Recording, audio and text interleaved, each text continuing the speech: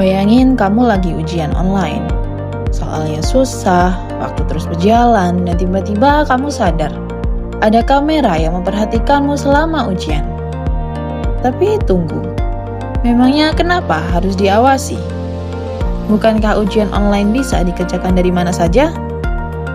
Nah, disinilah muncul sebuah teknologi yang disebut Automated Online Protocoling atau AOP.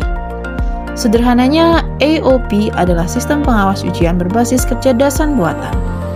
Kalau biasanya ruang ujian diawasi oleh pengawas yang berjalan ke sana kemari, AOP mencoba melakukan tugas yang sama, tetapi secara digital.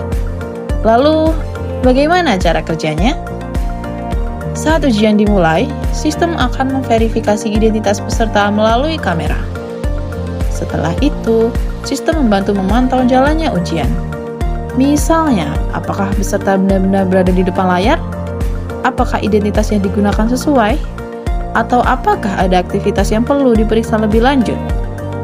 Jika sistem menemukan sesuatu yang tidak biasa, informasi tersebut akan ditandai untuk ditinjau oleh pihak universitas. Tapi sebenarnya, kenapa sampai perlu menggunakan teknologi seperti ini? Jawabannya karena ujian online punya tantangan tersendiri. Ketika mahasiswa berada di tempat yang berbeda-beda, universitas perlu memastikan bahwa proses ujian tetap berlangsung secara jujur dan adil. Tujuannya bukan untuk mencurigai mahasiswa, justru sebaliknya. AOP membantu menciptakan kesempatan yang sama bagi semua peserta, sehingga hasil ujian benar-benar mencerminkan kemampuan masing-masing. Tapi mungkin ada yang bertanya, kalau begitu bagaimana dengan privasi saya?